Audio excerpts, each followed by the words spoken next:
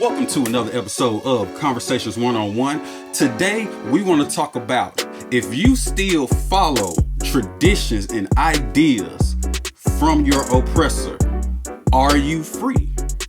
Are you? Or are you still living in slavery? There is such a thing called mental slavery, meaning you may be physically free to a certain degree, but mentally, where are you? Do you maintain the capacity or even possess the capacity to think for yourself? Are you in fear of what others think if you do something outside of tradition or what you might have been taught growing up?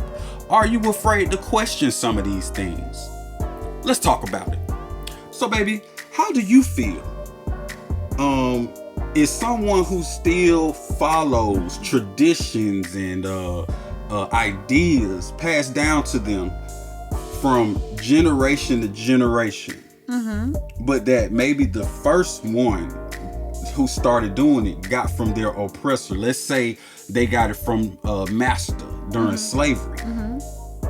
Are these people still free who continue to follow these ideas and traditions?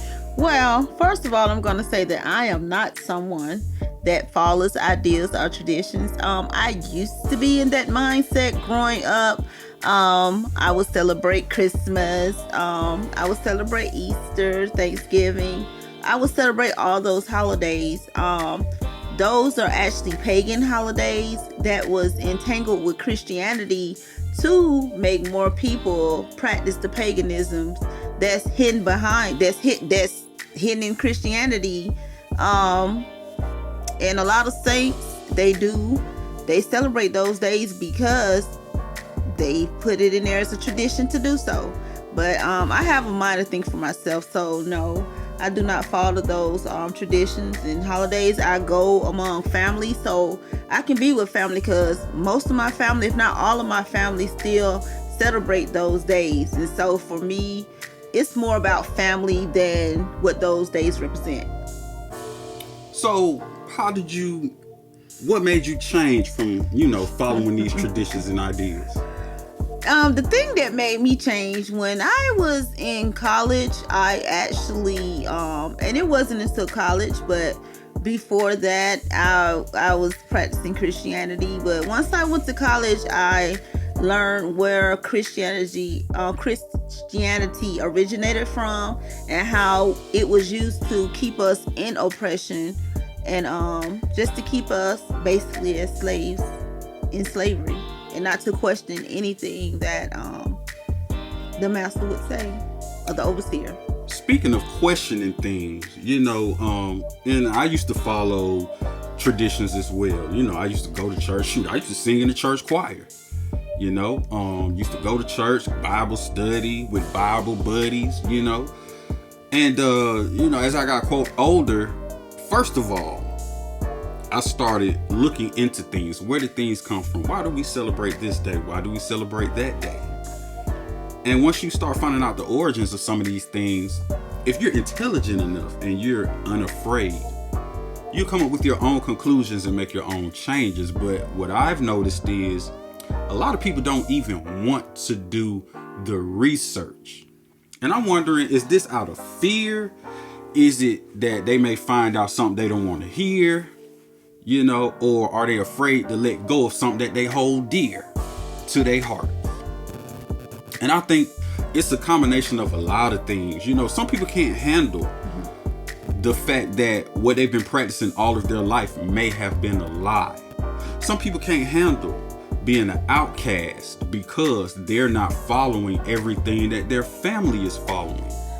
I was told that it was practiced in, well, for an example, if my great grandmother practiced it, then my great great grandma practiced it, then my grandma practiced it, my mother, it was just passed down. It was expected because it was passed down from your grandparents for your forefathers, that you should also practice it too. But those things was given or passed down to us during slavery. So when do we break away from those things that was given to us by our slave masters, or do we keep practicing those things that we know are holding us back in certain ways? Well, I think it's holding us back in a lot of ways. The world as a whole, to be honest with you. But if we want to talk about African Americans specifically, a lot of us are comfortable. We're very comfortable to the point where we will block out anything other than what we're comfortable with, even if we see evidence of it being true, just so that we can remain comfortable. If you tell someone Christmas came from Saturnalia, or Christianity, or Christmas came from astrology, came from sun worship, people will automatically shoot you down, call you the devil, all of that, before they even do one piece of research. And some will do the research. And even if they find something to support that Christianity came from a pagan holiday, or it came from astrology, sun worship, they'll find things to help them deny the truth that they see in front of their own eyes based on their own research. Because people like to be comfortable. So I think people can't even handle mentally, like, dang, this was a lie my whole life. Some people would try to, end it all, if you know what I mean, because some people just really can't handle basing their life, or realizing that they've been basing their life on something that was fake or not as real as they thought it was their whole life. Now, by us discussing this issue, it is not saying that we do not believe in God. I believe there is a creator of this universe. And that is something that we can't even comprehend as people, because it's greater than all of us. Now, I've been told that it is so awesome and so great that it cannot be contained in a book. How can you explain the creator of the universe through word? I mean, how can you minimize it to letters in the book? I mean, it's amazing. It's awesome. It's great. And I think we use it as we see fit, as long as it fits in our bubbles and it fits to your way of living, period. Yeah, I mean, it's not even just like with religion. Even certain things like, how long should you be dating before you start doing certain things in a relationship? People have traditions about those things. People have traditions and beliefs about a lot of things, but people don't question. It's like being a sheep. You just follow the shepherd, but the sheep don't question, why we going in this direction? Why we got to eat from this pasture instead of from over there? Why we got to eat this grass and not that grass? Sheep just do what they told to do. And that's the way that a lot of people are. And people get comfortable not asking questions, because when you ask questions, you have to do the work and do your own research so that you can come to your own understanding. And that's always been my thing. I always try to encourage people to come to their own understanding.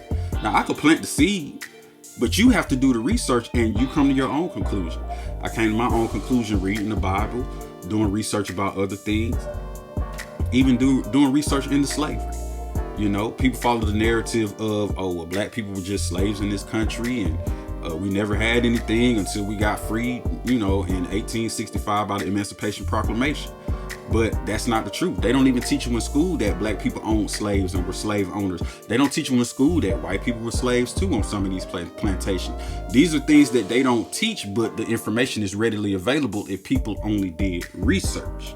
Now, I want to say this. We're going to go back through what you just said. And I don't think that people saying that they want to wait a certain time before dating or doing something within the dating frame or whatever getting serious, I don't think that has anything to do with what we're discussing, because that's a matter of personal choice. We're talking about things that are keeping you enslaved, things. What's the topic? If things have been passed down to you from your oppressor, if you continue to follow those things, are you really free? That's what we're talking about. It has nothing to do with a person's choice of how long they date before they take things to another level. No, but we're talking about some of those things are tradition that's been passed down to people from their parents or their grandparents. So it is relevant, because if they're just following that, then they're not thinking for themselves. So, well, I've never heard of that. It's just something I've never heard of. I've never heard of that. Yeah, some people. Oh, my mama said I shouldn't do this until this amount of time after I've been with somebody. I've seen it. I've heard it. Yeah, so it is done. Okay. Yeah, but I mean, as far as anything from the oppressor, people following a lot of things that was given to us from slavery. Even eating the food that we know is currently causing high cholesterol, diabetes, high blood pressure. People still eating the same food that they did back when they were in slavery. Yeah, it's just been passed down from generation to generation. To answer the question at hand, I don't believe you are free if you're continuing to follow traditions and ideas that has been passed down to your ancestors from your ancestors' oppressors. No, you're not free. It's just making the oppression that much more relevant and strong, because now they don't even have to beat it into you. You do this automatically. Off the ripper. Mm-hmm. Because I'm sorry. No, go ahead. Because your grandmama did it, your great grandma did it, your mama did it, so you're gonna go ahead and you're gonna do it too. And it's a problem when people decide to change, or you bring information to people in your family maybe or friends, and they say, well, this how my mama raised me, so this what I'm into. And that's fine if you want to rock like that. But what if your mom or your father raised you to do something that was detrimental? Are you gonna stick with that as well, just because they raised you that way? Or do you pick and choose, like, well, I'm not gonna smoke or drink like they did, but I'm gonna do this that they passed down? Well, with that being said, a lot of enslavers, slavery was passed down to them from their fathers and their grandfathers, because slavery lasts over 100 years. So it was passed down from generation to generation, and they abided in that the same way the slaves was obedient from generation to generation. You see what I'm saying? So you have these people, people gonna do what's done. The hate passes down from lineage to the dad teaches his son how to hate. The dad taught him how to hate. It just goes, it's a cycle. It keeps going, but somebody has to break the cycle. And some people do break out of those cycles. There were some slave owners' children who got everything passed down to them, but they decided they didn't want to have slaves. There were those people. They did exist, even though it wasn't a whole lot of them. Just like you had white abolitionists, you had black abolitionists. And that's my thing. Like, people don't understand, race was broken up for a specific agenda. If you do research into Bacon's Rebellion, when those people came together, it was all kind of people. It was poor whites, poor blacks, it was free black men, it was slaves, it was all kind of people. And when the French saw what was going on, I believe it was going on in Virginia, they were asking the people who ran the state or whatever, the colony, y'all don't have y'all people in check? Like, what y'all got going on? These people rebelling against what y'all got going on. Y'all supposed to be running things. And the people over the city, I forget the people's names, forgive me, because if you look up Bacon's Rebellion, you can see the actual names of the people involved. But the people who were running Virginia, running the government of Virginia, they said, oh, we got something for that. We're going to break them up, and we're going to have black people and white people. And when you do that, you have less groups to deal with. People try to be part of one or the other. And this worked because you had people of a lighter complexion and you had people of a darker complexion. So those are the only variables you dealing with. They even made it to where if you had one drop of black blood in you, you were considered colored. So breaking that system up like that, now you got the white people going with the quote unquote white people and the black people going with the quote unquote black people.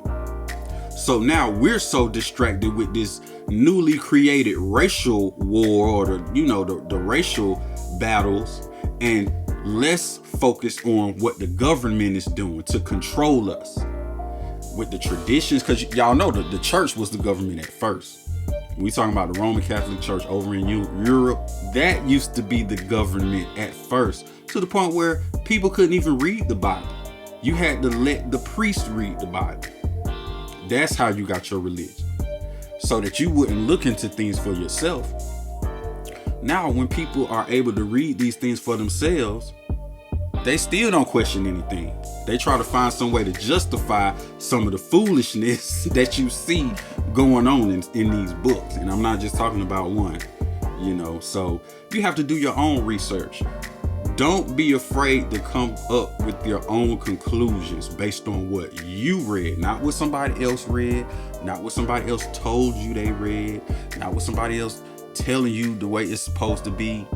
Do your own research and come to your own conclusions so that you can have your own set of knowledge. That means don't be afraid to think for yourself. Don't be afraid to think out of the box. Don't let what other people think is supposed to be what you believe in or what you follow, your way of life. Have your own identity. Follow what you want to follow. But like he said, do the research. Mm-hmm. If you're unsure, pray about it. Prayer always works. Like I say, it's not that we don't believe in God or the creator of the universe, because prayer, you still speak to him through prayer. He can hear all our prayers. So just pray about it. And not only that, don't be afraid to be an outcast. Y'all know Outkast was one of the most successful rap groups in history. And that's because they did things differently. They didn't follow the status quo. They did things outside of the box. So, hey, it's okay to be an outcast. You're not doing what everybody else is doing. Maybe everybody else is wrong and you may just be right. Think about it. Thank you all for tuning in to another episode of Conversations One-on-One. We appreciate that. But don't you forget about malicious intentions. We'll have the link in the description below.